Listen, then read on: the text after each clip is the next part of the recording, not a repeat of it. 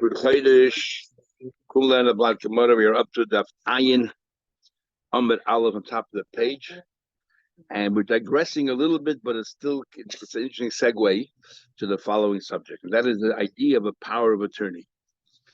And a power of attorney in the law over here is basically you give someone else the authority to make decisions, but they're all on your behalf. In Jewish law, the power of attorney works a little bit differently, or see Machlekes Nadoy and Ravashi, and that is because there's a counter argument. If I give someone a power of attorney to go and collect my items sitting in somebody else's domain, someone else's reshus, there's a counter argument. That person can say to you, Lav Bal Davar Ndiyat, I don't know who you are. Why should I deal with you at all? I dealt with Reuven. Who are you? Why would I deal with you? As a result of that, the power of attorney is much more than just giving the, transferring authority through a kinyan. It's this person now is a partial owner. He is also entitled to some of that money. So you can no longer say, Lav Bal Davar Ndiyat, why should I deal with you? What does the money have to do with you? Oh, I gave you over a kinyan, I gave you over some ownership, not just the right, the authority, but I gave you ownership, as we'll see. Amar Nadoyi said, like, and an apotropos is what? Is different? Apotropos, you mean a particular apotropos? Which one? Apotropos. Apotropos is mainly just an executive of a state for Yisayim, for orphan. Okay. He's just working there. And we had a whole argument whether he's responsible for if he makes mistakes or not. Right. And why would he then do it? Is because the fact that the government or the Bez invested, gave him credibility, that's on his resume. It's unbelievable. Yeah. So he's willing to take on responsibilities. Amr Nadoy. Nadoy said, Loi kasvin and urchete, we do not write a power of attorney, metaltly unmetaltly. You cannot write a power of authority on metal on karka. You can because it's wherever it is, the owner is involved, but not when it comes to metaltlin. Face is talking about it here. Face is we're not talking about a normal case of metaltlin where the guy's mining it for you, because if he's mining it for you wherever it is, you're still the owner of the metaltlin is still in control. We're talking about a case where the guy, it's stolen goods. It's stolen goods, and now the guy's ready to give it back, or you know that your stolen goods are there. So you're sending somebody over to collect them. And I'm giving him a power of attorney so that he should have the right to collect them. Otherwise, why would he give it to them? And therefore now, when it comes, for example, if the owner sends a shliach to pick up his chayiv or to pick up something, and the person gives it to the shliach, if something happens on the way, it could be that the person who's minding the object will be responsible because he never returned it back to the original owner, unless the guy was a shliach, was a faithful person, was an honest person, and we know for a fact that he was appointed as a shliach, whatever is a whole ritual there. So the person who's giving it back has to feel comfortable as well that when he's giving it back to this middle person, he's no longer responsible. The moment I give it to the middle person, leave me out. I fulfilled my obligations. Many times I'm talking about a case here where is stolen goods, and therefore you cannot you cannot write a power of attorney. If it wasn't stolen goods, then you could write a power of attorney because by wherever it is. And Rashi and other Rishonim, it makes no difference stolen goods, not stolen goods. You cannot write a power of attorney because that guy could always say Lav Bal Davar Ndiyat. I don't know who you are. Doesn't matter. So, you don't write a metal. My time, but why not? Based on the Rabbi Yechon we learned yesterday in the last few days. Rabbi Yechan's chiddush here is that obviously you cannot Obviously you cannot make hegdish something that doesn't belong to me. I don't need Rabbi Yechon to tell me that. I don't need a pasuk in the Torah. How can I go and take your item and make it hegdish? But the chiddush is that the original owner cannot make it hegdish either if it's not under his control. Because it says in the pasuk, ish ki yakdish ez beisai, his house that he's in control. Both of them can I make it hegdish. Obviously, the guy that can make it hegdish is not his, but the other person can make it hegdish because it's not in his control. So therefore, over here also, the owner of the item cannot transfer the ownership of that item. Because remember, when it comes to power of attorney, I'm not just giving you, I'm not making the point you're a shliach. I'm giving you an interest. I'm giving you maybe a full interest. We'll see more later. I'm giving you an interest in my item. How can I transfer ownership of my item to you, the shliach, when it's sitting in someone else's house that I have no control over. So many times that's talking about only when it's stolen goods and seems Rashi and other in all cases, since it's metalton and I'm not there, it's like I have no control. How can I transfer that ownership of that metalton to the shliach, to this middleman? And I'm giving you a power of attorney. How? I have no control over it. Sitting somewhere else's property. That's one version. When the kafre, if that person denies, the one who's minding it denies that he's holding on to your goods, only then you can't write. A power of attorney is you have to write a document. You cannot write this hasha. The time of the kafre. Why? The merzik shikre. Because on there you write that I'm giving you ownership of my items, but it looks like a lie. Because when you go to that person's house, he says, your item, the other guy's items, I have nothing of his. So it looks like a haki makes it a document. That's the problem. But if you wouldn't deny it, then the fetish, you can write. In other words, the guy doesn't deny it, but he has a claim. He says, you owe me money for something else. I'm holding on to it. I know it's yours, but I'm going to hold on to it until you pay me back the loan that I gave you last year. So then you have to give hasha. I have to give you some ownership. Otherwise, I'll say lav bal devar mediyat. Okay, so that's the idea of a power of attorney. Says the Gemara. What do you write in this power of attorney? A power of attorney. The lekosbe is not written there. Zeal doin. You tell this middleman, go there and deal with that guy. The zachi, and you should acquire whatever it is that guy has to return to me. The apik l'nafshich, use it for yourself. In other words, it's not enough to appoint him as a shliach. I got to give him ownership. And what's the problem? Lesbe mashasha, my timer. If you don't write those words, then it's useless. This document, if I don't write that you have now a share or you own, actually it's not a share, you own outright, whatever you're picking up, it's useless document. You know why? Because the other guy says, why should I give it to you? Who are you? Why should I give it to you? I'm going to buy it because of even if it doesn't give him the full ownership. I just say half, third, and a quarter. Because once you have a certain right in it, even for 25%, you could talk to him about the entire 100%. But if you have no ownership, this middleman, then the guy can say about Randia. So that's what the power of attorney does. The power of attorney gives transfer ownership.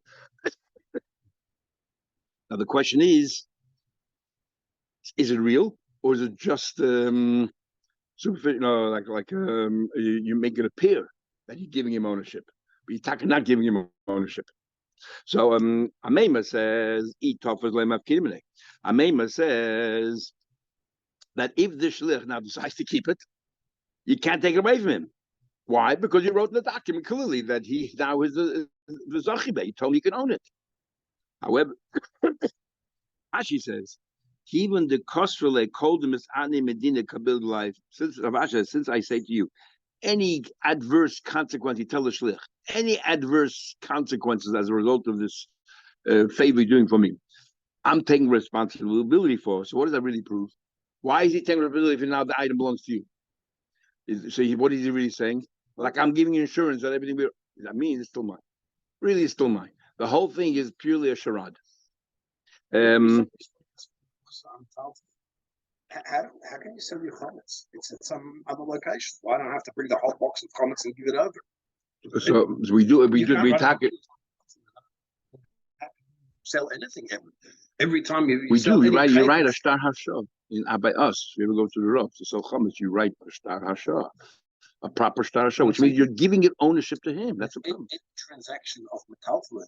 Well, that's because the metaltalin is there. It's in your house. We're talking about here at somebody else's house. It's in my house, and I'm in total control. So I'm giving it to you. That's not a problem. The problem is I'm giving the shliach control of an item that's not by me. That's sitting by somebody else. So if I give him the key, I have something in a bank vault in Switzerland, and I give him the code or the key or whatever. That's not. But in Switzerland, that's exactly like mining for you.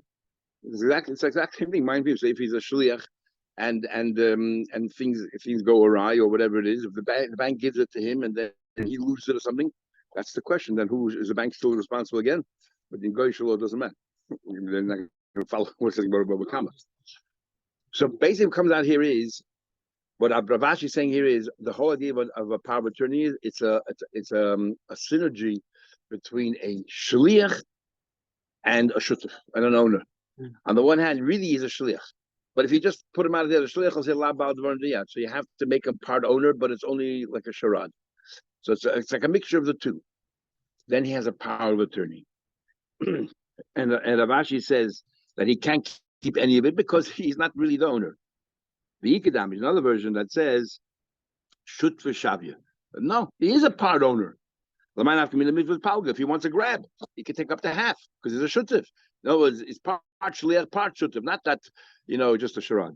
The hirch is a shliach shavya. Really, a power of attorney is a shliach. But in order for power of attorney to work, you have to make a document. You have to give him ownership, but the ownership is only as far as the collecting the goods from that third party. Again, machlek is a shayna. There's only talking about a case of stolen goods, or in a case where the guy has a taina. He's saying that I know it's your item. I'm holding it back because I want something else. So then you have no right. And then if you want to take him to the shliach wants to take him to the dinner or something, cuts it back. He says about unless you have this power of attorney. But if there's no argument, there's no discussion at all, he agrees, then the power of attorney should work, straight away. Okay. Says the Mishnah. So interesting how we link it back to the previous Gemara. Continuing the case of stolen goods and then you shecht it and sell it. Gone up pishnaim. You stole something and two witnesses, or you steal, so the dinners you pay kefil. Then with tovach u'macha, you shechted and sold it. Al pihem, the same two witnesses. It's a different activity. Another group of witnesses. Even though it's two separate groups of witnesses, and l'chayid it's one story. If you shecht and you don't steal, then you're not over dal behei. So when you have to first steal it, and then you have to shecht it. So even though you have two different groups of edim, but it's one story, it's still considered. Because there's two different stages, and each stage can have their own ages. Mishalim Tashlumi Aboch Mishi, you got to pay the full 4 or 5 times, the kefil, and the 4 or 5 times. Now, what happens? We have a rule called Kamle Midraba Minay, which is that even if you owe someone money, but at the same time you committed a crime that brings misa to it, death, then Kamle Midraba Minay. And even if you're not going to get capital punishment because they weren't, let's say, warned properly, and so on, we learned from Tanur Chizkiya that if you did an avera that chayavi misses even shaygigin, your potter could come Midraba Minay. So what happens if Gonav? So that's if you would have stolen it and shechted on Shabbos, you don't pay for shin shchit and Shabbos the malacha. You're not going to pay the 4 or 5 times. But what happens if Gonav u'macha b'Shabbos? Selling something on Shabbos is only midrabanan because you might write contracts. It's only midrabanan. Ma'atayda, it's a good sale, or so there's no kamad rabbanay. Or Gonav u'macha le'avodah zarah. You sold it to an avodah zarah. Again, it doesn't incur misa. You sold it and you shech in Kippur. In Kippur, you get chorus. You don't get capital punishment. In all these cases, you're chayiv the money because there's no kamad rabbanay. Even though on Yom Kippur we learned in the third page Malchus that chayav is loikin alav, that if you get Malchus, it cleanses you from your chorus. Now l'chayda by Malchus we do say kamad rabbanay. So how come on Yom Kippur if you shechted it we don't say kamad rabbanay? Is because we're talking about you're not going to get the malchus, you weren't warned. And even though by Chayov misses we paskin, that even though in this case you're not going to be killed because it was not warned, we say come blame with the rabbinay, but we don't say that rule by malchus. By malchus we don't say Chayov malchus shayin is coming rabbi. Only by misses we say Tanur Chizkiya. We learn about awesome. Only by misses. And they say the logic is buying misa. The reason why kamad rabbanay is potter is as if you paid. The punishment is that cruel. It says it's not the pshat. You don't have to pay the money. This misa takes over also the crime. Not with giving the severe crime. This severe crime punishment takes over also the lesser crime. But when it comes to malchus, the reason why you don't get punished is we don't have the capacity to give you 2 punishments. Really, you owe the money. You really owe the money, but we can't charge you. That's the problem. So therefore, if lepoil you're not getting the malchus, then pay the money. That's the difference. Okay. Gonav Mishal Aviv, he stole from his father. What about when you do say come with the rabbi in case of misa, if there's no base, then no one's going to put him to death. No, even Well, if you weren't warned, so there's definitely no death here. But we learn from a pasuk that chayove misses even shayin. So he'll be part from the above commissioner orders because the missus machaper. But what? That's how it is. That's a dinner. That's the custom. Yeah. There is a machlekes. The written from the beginning of Marcus and others whether it's chayiv lotzes yidei shemai. Where you say come the bedrab, but if you're part, you don't have to pay. Yeah. If you betzim don't owe the money anymore, then you know there's no mitzvah yidei shemaim also to pay back. I burn your house down on Shabbos. Do I have to reimburse you? At least to be for me before they kill me, or not. So there's and that's the machlekes depending. It's a tos. What happens if Gonav Michel? We'll talk about it in the beginning of Marcus. What happens if Gonav? Sorry. Hold on to that. Okay, not that far away. It's about a year and a half. Gonav, less than that. Gonav Michel Aviv. He stole from his father. So it's his father's. And he shechted and sold it. You pay 4 times. And the achikach mesov is now yarshins. But he's only yarshining after the event. So he's only a beneficiary like all of his siblings. So therefore he has to pay. But if he would have stolen it, then his father died. And then he shechted, he'd be potter. Even though he's one sibling out of 10, but he's a part owner. Because the moment his father died, he yashin. And if you're a part owner, you don't have to pay dollar v'hei. Even though the shutzim, or shutzav doesn't pay the other shutzim dollar v'hei. Gonav the tovach, he shechted and sold it. The achikach higdish, he made hegdish. It's not going to get you. It's not going to exonerate you from paying your payment because when you at the time when you shechted it, it wasn't hegdish. It's misham savochim. You had to pay full amount. Gonav the tovach l'refuah. You went ahead and you stole it and you shechted for refuah. In other words, not to eat. Doesn't matter as long as you shechted it properly. You pay them 4 or 5 times. What about hashaychid v'nimtzas treifa? You shechted to be was not a legally, even though you went to the shchita, illegally wasn't a proper shchita. Dead cow walking. Yeah. Or hashaychid chulim bazara, which we have in machlekes whether mahatoyda is also about nomad rabbanon, but the fact is you can't eat from it. We don't care whether the poil the shchita was effective as long as you went through the shchita process. You have to pay 4 times. He says, I will learn in the next few blot, a shchita she'eino ruah lo yishma shchita. If the shchita is not effective, if, for example, the animal turns to be treif, then that's not considered halachically a shchita, so you don't pay the 4 or 5 times. Thinking what the first thing is, so the very beginning, the Mishnah talks about you have one story and 2 different sets of witnesses. One set of witnesses saw him steal, one set of witnesses saw him shech, and you say we combine the 2 sets of witnesses, and together they tell us a story, and we're going to charge him. And that doesn't seem to reconcile with Rabbi Akiva. Why? Lema must listen to like Rabbi Akiva. What's this Rabbi Akiva? Rabbi Akiva Amar. He says in the pasuk Al Pishnaim Edim Yakum Davar. Based on 2 witnesses, Yakum Davar. You will establish a story, a complete thing. So Davar, Chatzi Davar. He's the one that says only you have one group of witnesses that got to give you the established entire story. It's not finished. If they only give you a part story, it's no good. The time we learned Rabbi Yesi, Abba Chalafta ate. So Rabbi Yechim ben Nuri. Abba Chalafta was Rabbi Yesi ben Chalafta. His father called Chalafta. They call him Abba Chalafta. When he once went to Rabbi Yechim ben Nuri to learn from Rabbi Yechim ben Nuri, but I'm the other say the other way around. Rabbi Yechim ben Nuri ate Abba Chalafta. Rabbi Yechim actually was a student of Abba Chalafta. Oh my Lord, he said to him the following. Whoever the teacher was said, we can learn about Basa that if an owner has a field, has 3 years chazaka, we say, and he has no document to prove it. 3 years went by, there was nobody issued any protests, any complaints. Therefore, that's considered ownership. We'll see a machlekes the Ramban, the whole thing that if the 3 years make you the owner or is prove that you're the owner. But whatever it is. One group of witnesses come along and says, we saw in the year Tavshin Pei, he was there the entire year, and nobody protested. And then Shni B'fnei Shnaim, and then there's another group of Eidim, a totally different group of Eidim came and said Tavshin Pei Aleph, and Shlishi B'fnei Shnaim, and a third group of Eidim came for the 3rd year. Mao, can you combine? Because there's one story here, but 3 sets of Eidim. No, you can combine all the 3 sets. The fact that now we've established he was there for 3 years. So the student said, I agree with that. But Rabbi Akiva does not agree. It's a continuous thing that you need all the 3 years to make. Yeah, so each one's telling me a third of a story. In one case, it's 2 separate acts. You have 2 separate questions. We'll see in a minute. Very good. We'll see in a minute. But Abaya, exactly what you're saying. Phil Tamer Rabbi Akiva. When there's 2 totally disparate acts, even though one needs the other. The problem here is you will not have to pay for shchita if we don't have the witnesses that stole it.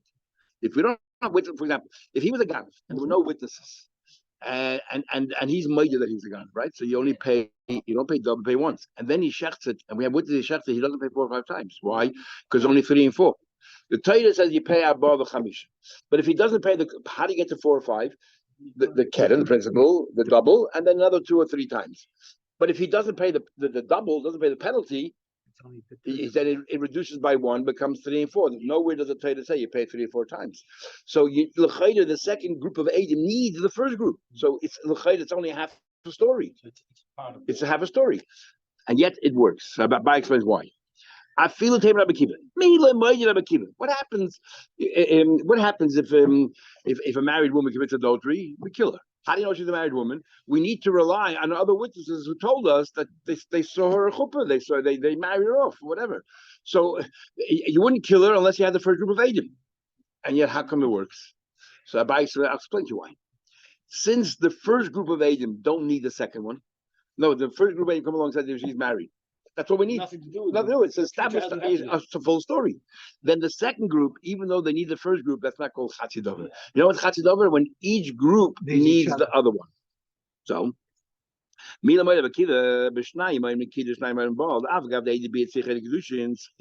to B require A to Kedushin. In other words, if she committed adultery, the way we're learning is, adultery is another person. Other Rishonim we're talking about the same man to make sure that they were boil and they were, for the din for that. Even the A to Kedushin, let's see the first pair of witnesses do not need the second pair of witnesses. Dava Kedin, it's called Dava. Is the same story here by us. Same story in our Mishnah. The Eidim will come along and say that he stole it. They don't need the Eidim that said that he shechted it. It's irrelevant. Here's a full story. Ganef, pay penalty. Pay principal, pay penalty. So then even though the second pair of Eidim require the help of the first pair of Eidim, it's considered a separate story. Consider the whole story. It's like the first group of Eidim, since that's the end of their story, it's a factory. That's over. Just like we have a room. If we've established that this couple, we had more exhibits that certain things are getting that we established, we see this couple living like a couple, or we see this mother come to town with no idea she is a few little kids and she said, these are my children, and they live together like mother and child. And then a few years later we see the child and her having a consorting with each other. She's concerned with the child. We're gonna kill this woman based on what? Says, whether you can base a chazaka, we don't. But once the chazaka was established, and that had no bearing at that time about future events, that was established. Now we focus on this case, a mother and a child. We'll kill her. Same thing over here. The first Aiden don't need the second Aiden. So the first Aiden came along and established this person's a Ganef, or established that she's a married woman. It's the end of the story. So now when we're talking the second group, even though they need the first group, it's not like it's one story. It's a whole new story. That's been established. Over. We're not even discussing anymore. It's not part of the discussion here. But Rabbanon. Now the question is, Rabbanon, Hi Hadover, the like Chatzidover Mutimai. Rabbanon will hold in the case of, for example, Chazaka. They say you can bring together the 3 pairs of Eidim. Each one, even though in case of Chazaka, Bakiv definitely argues because each group needs the next group. No group there alone can affect the Chazaka. Each group needs the second group. The third group needs the first group. So therefore, Bakiv says no good. Rabbanon say it is good. So according to Rabbanon, when do they say that a chatzi dover is no good? What would their example be? Give me a scenario where they would say a chatzi dover is no good.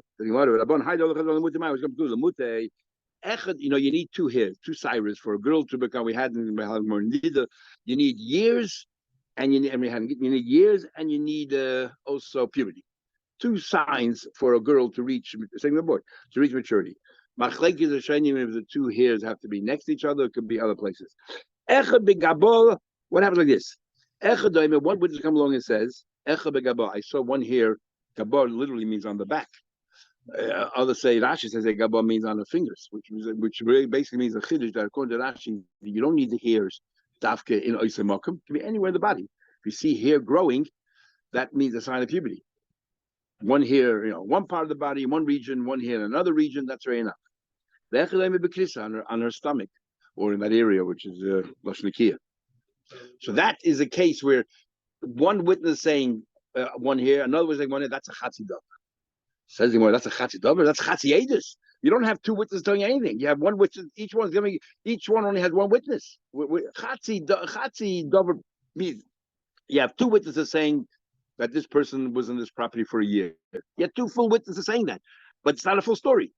But you had two witnesses, and another two witnesses say the second year, another two witnesses say the third year. So you have two witnesses, but the problem is half a story. Your example is not just half a story; it's a half a witness. It's a half of Aedis. One Aed is saying that it was a here begabo, and one Aed is saying it's a here bekrisa. What kind of what? Of course, it's no good. Hi chatzi dava b'chatzi Aedisu. It's also half a witness. Ela lemute shnayim echa begabo u'shnayim echa bekrisa.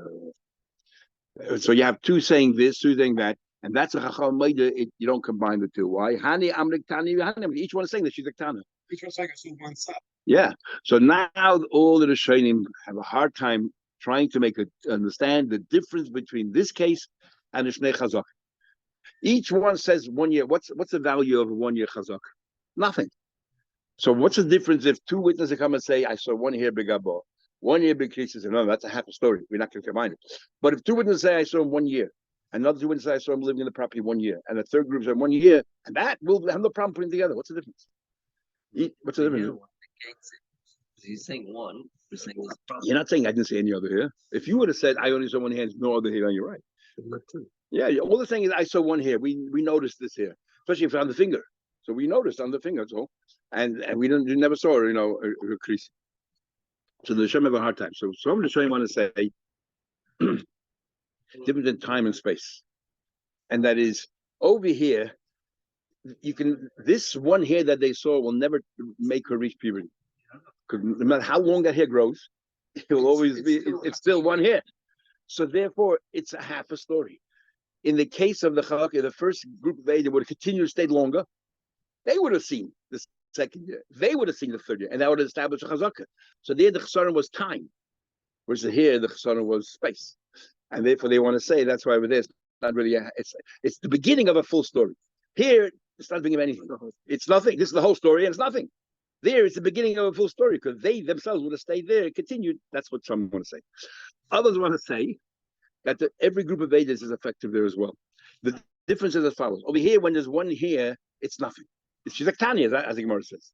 Over there, what would be if no other witnesses came? So this first group of witnesses say, we saw him living on the property for a year in the field. That means he ate the crop.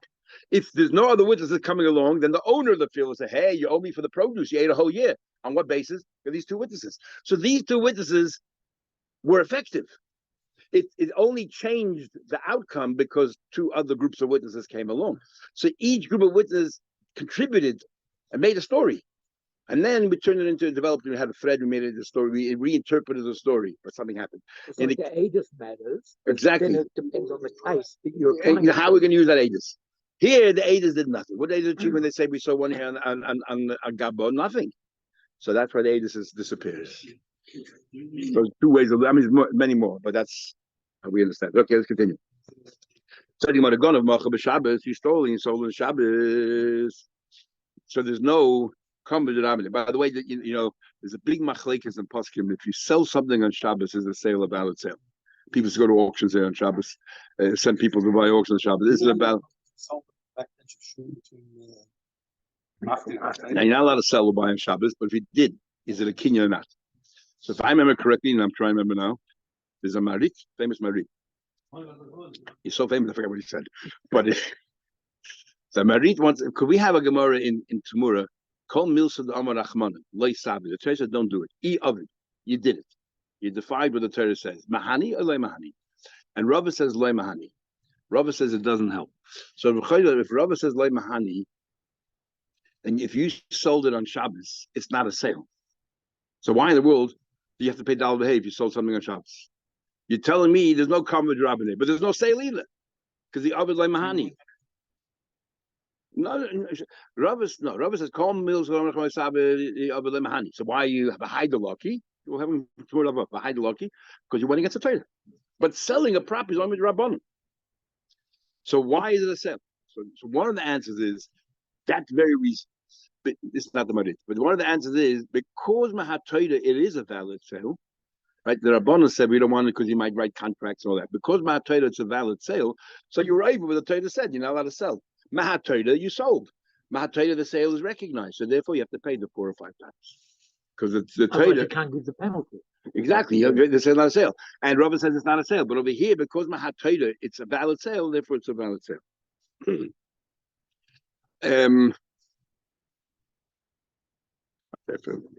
Okay, I forgot exactly what it says. I don't want to repeat what it says. Something along the lines that if you eliminate the Avera, if you take away Loy Mahani, therefore there's no Aveda anymore. But if the Aveda was done anyway, for example, you sold it to somebody, so you brought the animal to the other guy's property on Shabbos. So if you brought the animal to the other guy's property on Shabbos, even if we say we don't recognize the sale, but Aveda is still done. So what do we achieve by saying Loy Mahani? The Marit says, when do we say E Ovid? Oh, now I remember. So when do we say E Ovid Loy Mahani by saying, look, Loy Mahani, and therefore really there's no Aveda anymore. You didn't do an Aveda. So, why do you get Malkus? Because you went through the motions of an Aveda. But if when you sold to somebody, how do you sell? You bring the animal to someone else's property. If that's involved, let's say carrying a Shabbat or Shus, so therefore, even if we say, okay, we'll declare the sale wasn't a sale, but you did the Aveda anyway. What do we achieve by saying that the sale not a sale? The Aveda was done anyway. So in that case, even Rabbi will say the sale is effective. The only reason why he said the Loy Mahani is to remove the Avera. But in this case, it doesn't help. And to talk about, for example, truma. If you take if you take from truma that doesn't from crop that doesn't have to have truma, and you put it on something that is, Leimahain doesn't help at all. And by saying what do you call it? That's the case we have there. So says Marit, if we take away the Leimahani, then nothing happened. If nothing happened, no Aveda. There's no Aveda anymore of taking part of the because there's no truma. We don't recognize the truma. There's no truma then. What's the problem? But by Mechir on Shabbos, because it involves carrying, therefore. Anyway, sorry, what were you saying? No, I was just going to ask. Is it that because Kedusha Shabbos suspends, it cancels out, it makes it that a Mechira can't be Teufel, as therefore on Shabbos doesn't work? Or is it like we cancel him because he's over on Shabbos, is therefore in the battle? That's the rule of Kol Milsa Rahman has on give Shabbos. It's a general rule. If the Torah says don't do something and you did it, so if it cannot be undone, don't kill a person, and he killed him, he's dead. Cancel it as a knas, or is it that lechatchila this suspends Shabbos will suspend the ability to do maso matan, because it's a malacha, so you can't do business. Therefore, there's no contract on Shabbos. The halach is that the halach is that Mechir is valid. The halach is the Mechir is valid. You do it on Shabbos. Yeah, he was over Shabbos when he. No, but the halach is Mechir is valid. If you make a sale on Shabbos, it's a stance. I'm trying to understand why, since according to many poskim, not everyone agrees that the halach is like rubber, loy mahani. Why should the sale stand? You shouldn't have done it, but you did it. Now the sale stands. Oh, let's continue. So now Mishnah says no kamad rabban and yechai, but Tanya potter learned elsewhere your potter. So we're going to say this talking about over there when the sale involved a chil Shabbos. How? Bava Kama Kitanya he the potter, the buyer said to the seller, I have to pay, right? I owe you $100 for the animal. I want you to take payment by picking some of the berries or the figs on my tree. Go ahead and pull off a teina. And that's how I'm paying you. And with that, I am koine the animal. So in other words, the vendor is mechal Shabbos at the same time of the sale. In fact, it's tied to the sale. 100%. And he made it conditional. I will buy you conditional mechal Shabbos. Come blame the rabbi kicks in over here, and that's why the bride says your potter. So loyam b'nein zil shali and the mechai benafshi who. So you're nami lad mechidi. So I'm gonna ask a question. You're telling me that yeah. So I missed a few lines. So Amri. So I'm gonna ask a simple question. What would be if the vendor would go to the buyer? No, I throw the animal, and where the figs, he said I can pull figs off, and the buyer says go fly kites. And the vendor takes him to court and says, he told me on Shabbos to pick the figs. Yeah. And that the court is not going to go collect. In this case, to do an Aveda, we're going to be a partner to your Aveda. So therefore, since you don't have the right to claim the money, it's like the sale never happened. Even if you took the money, since you have no rights to it, there's no sale there. So wait till me, might say the Bryce Doma comes Rabbi. Why are you paying 4 or 5 times? We don't recognize the sale. Kivon the Maras, Amri, Kivon the Chitov Kama Bedin, we don't to Bezin. Lamnil Zil Shalim, we never told the guy to pay. The Mechai Ben Afshihu, because the guy is going to get killed on Mechinam on Mechidia. So then therefore there's no Mechidia either. Nothing happened here. Says the Gemara, well, that way around. The owner of the Ta'ena will say to the guy, okay, I let you take my figs. Where's my sheep you're supposed to give me? And he'll take him to the Torah. The Bezin will not pass him the owner of the sheep. You should have sold it. You should give him the sheep because you can get killed for what you did. We're not gonna make you pay because come and rob me. We don't make you give the sheep either. Other guys are giving back my tainin. Bezin's not getting involved. So the Gemara says, so there's no sale. So what's the price talking about? El or papa. You know what the buyer said? Throw the animal into my chutzah on Shabbos. They take the and my chutzah will be kainer. Now, the only way it's common rabban is if it happens in tandem. That means when it comes to be kainer, the moment it enters my airspace, because the Rishus Yachid Oila Ad Shemaim, the moment it enters my airspace, I am what do you call it? I'm kainer. But Shabbos, you're not over Shabbos till it rests. You have to akira, throw it over, and hanacha till it rests. So I was going to ask, how is it come to Rabbanate? The Geneva, the Mechira happened the moment it entered the airspace. Shabbos, the guy was not over, the vendor was not over until it lands on the ground. So he already owed it 4 or 5 times. Where's the Kamar Rabbanate here? Kamar Rabbanate mean has to happen at the same time. It has to happen while I'm stabbing this person, I'm ripping his coat. His big coat. So it's happening at the same time. So we ask the Gemara, must be command Rabbi Kiva. It's only work out according to Rabbi Kiva. In other Gemara says that be here because there's no roof. We say it's Rabbi Kiva. He says that the air, the pocket of air that it's resting on, it's as if that's the hanocha. That's where it's resting. So at the moment it entered the space, the shusayachid, it's as if it landed already in shusayachid. Rabbi Kiva actually said that even in shusarabim. It's as if it landed. Shabbos, you're not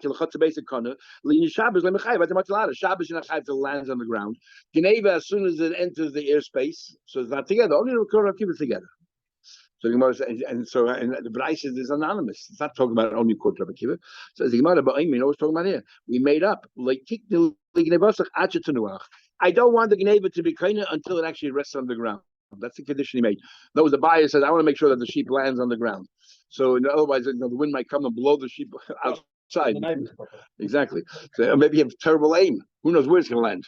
Imagine throwing a sheep. Anyway, so and we already say it's talking about you throwing it through a window because if it's above the walls of the Rishus Yachid, you're not really koina either. So it's talking about as the Mepharshim say it went through a door, a window, so it's within the confines of the wall. You threw it right through the window. So both happening at the same time. Teish already asked, we had in Ksubas of Lamed Aleph over there, that if you throw a spear, Zara Chaitz, since Akira Tzarech Hanocha, since as soon as you threw the Chaitz, everything that's going to happen afterwards already sort of happened right now, or Akira Tzarech Hanocha, so we say if I rip a coat and then kill somebody, it's Kameh V'Drabbanan, because all one process. So what are we saying over here? First it went in the airspace and then it landed on the ground. But you threw it, it's all the same thing. So the famous Reb Chaim Brisk writes, that there's a difference. This is not what Tesa says. Tesa said this is Rabbi Yemi who argues on the concept, but he says the difference between a very big Yisod in Hilchos Shabbos between Havaras Dal Amis and Haitzah.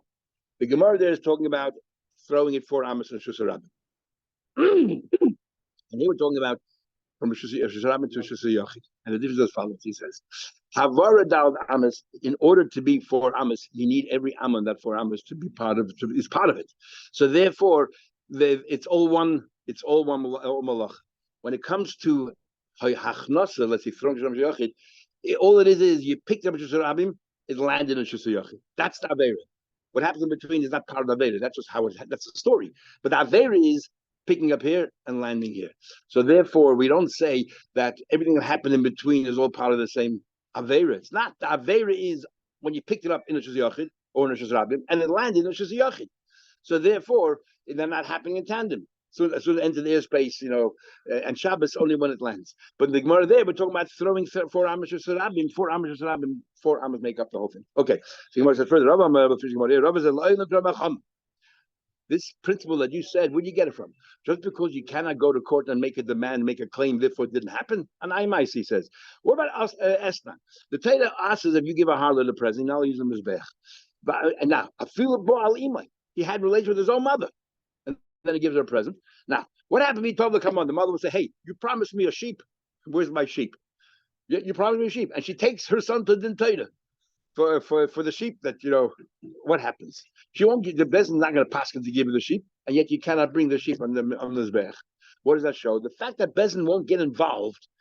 In fact, doesn't make it or cancel the promise that you made, or the gift that you made, or the mechir that you made. Me, amrina lekum havle Esnan will say, "Oh, yes, you had a relationship with your mother. That's very nice. Give her the gift." Even in the case where Bezin says, "We're not getting involved. We're not interested."